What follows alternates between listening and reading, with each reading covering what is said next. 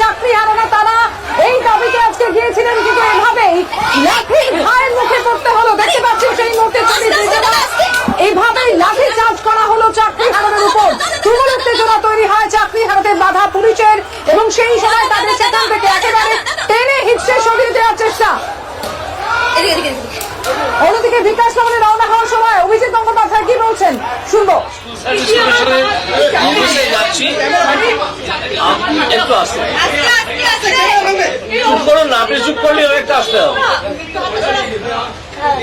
আমরা এখন school service কমিশনের অফিসে যাচ্ছি, চেয়ারম্যানের সঙ্গে দেখা করব, করে বেরিয়ে আপনাদের সঙ্গে আবার কথা বলবো। কেমন? চেয়ারম্যানের সঙ্গে কথা বলে বেরিয়ে আপনাদের সঙ্গে কথা বলবো, তারপর আমি বিকাশ ভবন যাবো। চল চল চল।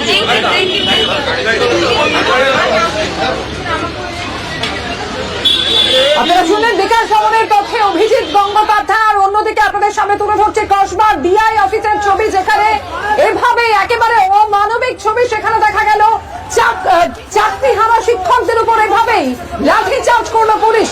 একের পর এক চাকরি হারা শিক্ষক তারা অসুস্থ হয়ে পড়েছেন, টেনে হিঁচড়ে তাদেরকে সরিয়ে দেওয়া হলো সেখান থেকে।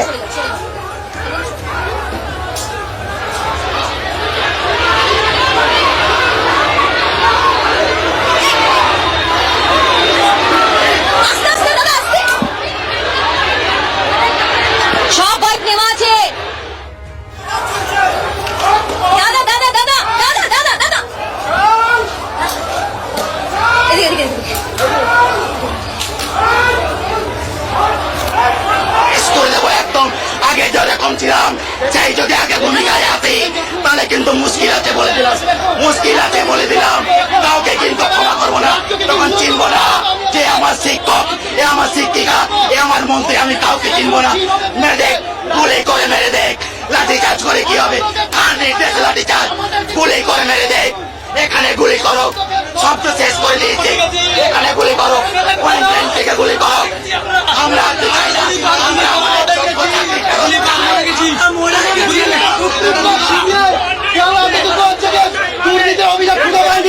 আমাদেরকে মারছে এভাবে, আমাদের বিরুদ্ধে সুপ্রিম কোর্টে এত যে লম্বা প্রসেসিং হলো, কোথাও দুর্নীতি এতটুকু অভিযোগ পায়নি।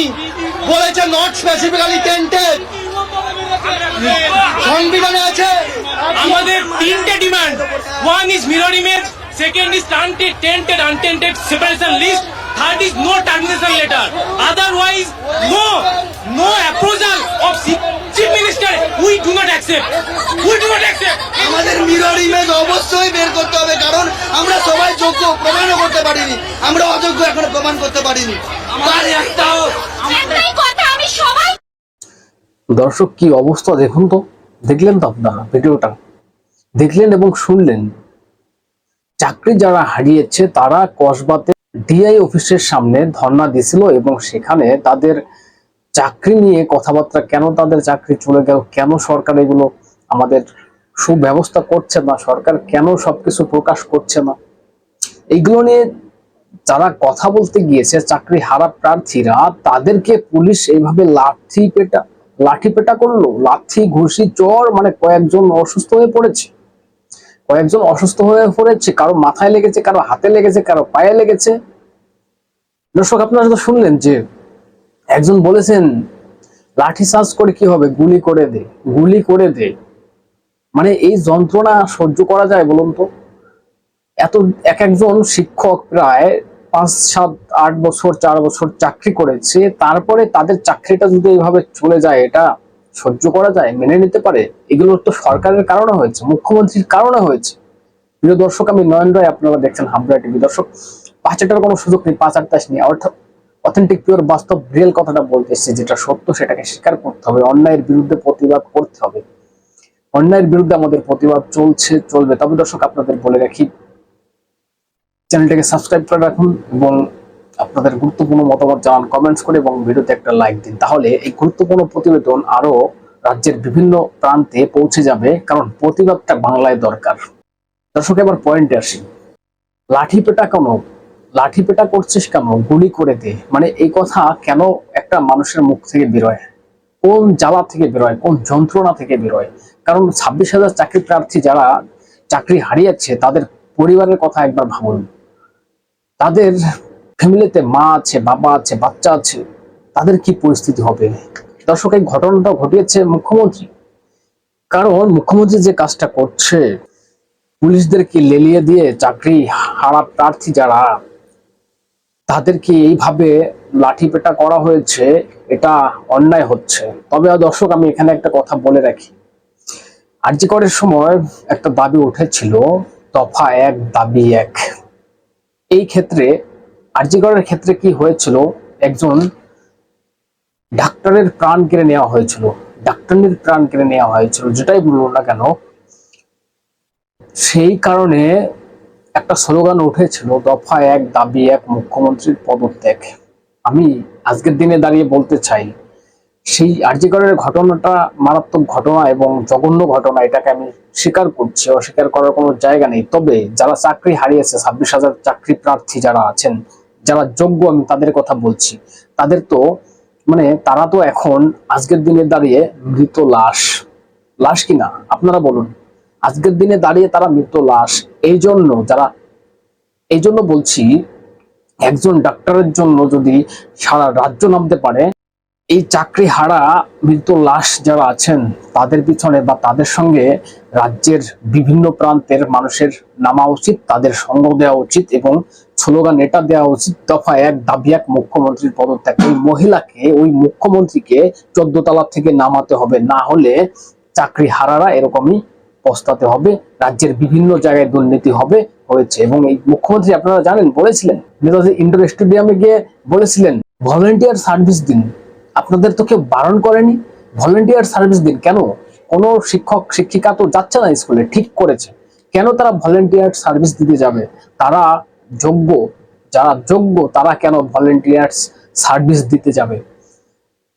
মুখ্যমন্ত্রী খুব ভেবেছিল যে আমার তো টাকাটাও বেঁচে যাবে, সরকারের মাইনে দেওয়া লাগতো, মাইনেটা বেঁচে যাবে এবং কম পয়সায় ঘুর পথে তাদেরকে কিছু টাকা দিয়ে চাকরিতে বা স্কুলে রেখে দেওয়া যাবে।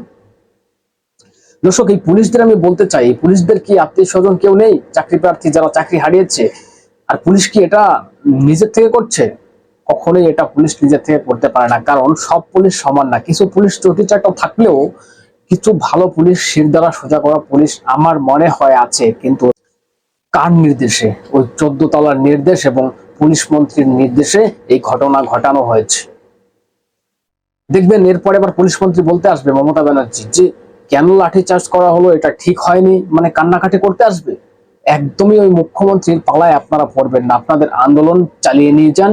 আপনারা যারা যোগ্য তাদের চাকরি সবার ফিরে আসুক, আমরা চাই। আপনাদের সঙ্গে রাজ্যের প্রত্যেকটা মানুষ আছে, যারা ওই তোলামুলি আছে শুধু তারা নেই, তাছাড়া রাজ্যের প্রত্যেকটা মানুষ আপনাদের সঙ্গে আছে। আমি এখানে আরেকটা কথা বলে দিই দর্শক, পুলিশ এদের সঙ্গে পারছে, যারা শিক্ষিত সমাজ, যারা শিক্ষক, তাদের সঙ্গে পুলিশ পারছে। পুলিশ পারছেন না কাদের সঙ্গে জানেন? ওই মোল্লা বাহিনীদের অশিক্ষিত মূর্খদেরকে নিয়ে পুলিশ পারছে না। কেন পারছে না? পুলিশ আপনারা দেখেছেন, আমি হয়তো সেই ভিডিওটা এখানে দেখাতে পারছি না। ওয়াকফ বিল নিয়ে একটা প্রতিবাদ রাজ্য শুরু হয়েছে, মুখ্যমন্ত্রীর নির্দেশে এটা হয়েছে, তোলামণি নেতৃত্বে এবং লুঙ্গি বাহিনীদেরকে নামানো হয়েছিল। সেখানে পুলিশ ছুটে পালাচ্ছে ওই লুঙ্গি বাহিনীদের দেখে, ডরে ভয়ে। ভাবুন, যেখানে পুলিশকে দেখে সবাই দৌড়ে পালাবে, সেখানে তোলামুলি নেতা মন্ত্রীদের এবং লুঙ্গি বাহিনীদের দেখে পুলিশ পালাচ্ছে। পুলিশ তাদের সঙ্গে পারছে না, পুলিশ পারছে কাদের সঙ্গে? শিক্ষিত টিচার এবং শিক্ষকদের সঙ্গে। তাদেরকে এসে লাঠিপেটা করছে এবং ওখানে বিড়াল এখানে বাঘের মতন করছে। এই চাকরি যারা হারিয়েছে তাদের অন্যায়টা কি? অন্যায়টা কি? মুখ্যমন্ত্রী বলেছিলেন না, বুদ্ধি খরচ করতে হবে। বুদ্ধিমানেরা বুদ্ধি খরচ করে, বুদ্ধি খরচ করেছেন ভাইপোকে বাঁচানোর জন্য। শিক্ষক যারা আছেন তাদের চাকরি বাঁচানোর জন্য মুখ্যমন্ত্রী বুদ্ধি খরচ করেননি। মুখ্যমন্ত্রী চাইলেই পারে, যারা যোগ্য তাদের লিস্টটা দিয়ে দিক, প্রমাণ হয়ে যাবে যে কারা অযোগ্য কারা যোগ্য। কেন দিচ্ছেন না? আপনারা জানেন, নেতাজি ইন্ডোর স্টেডিয়ামে বলছিলেন, যারা কয়েকবার বলেছেন এই কথা, অনেকবার উঠে এসেছে, যে আগে যোগ্যদেরটা দেখি তারপরে অযোগ্যদেরটা দেখবো। অযোগ্যদেরকে নিয়ে মুখ্যমন্ত্রী ভাবছে, যারা যোগ্য তাদের নিয়ে মুখ্যমন্ত্রী ভাবছেন না। কেন বলছি আপনারা জানেন, প্রমাণিত, অনেকবার বলেছে, অনেকবার উঠে এসেছে মুখ্যমন্ত্রীর মুখে, যে আগে যোগ্যদের নিয়ে ভাবি, যদি অযোগ্যরা এখানে না পায়, ডিপার্টমেন্টে না হয়, তাদেরকে অন্য জায়গায় চাকরি দেবো। ভাবুন ভাবুন মুখ্যমন্ত্রী। আর বাংলার মানুষ জাগুন, শিক্ষক শিক্ষিত ব্যক্তি সমাজের যারা আছেন রাজ্যের বিভিন্ন প্রান্ত জুড়ে, তারা ভাবুন, বুঝতে শিখুন। এবং শেষে আমি একটাই কথা বলবো, দফা 1 দাবি 1 মুখ্যমন্ত্রীর পদত্যাগ, এই স্লোগান রাজ্য জুড়ে তোলা উচিত আমি মনে করি।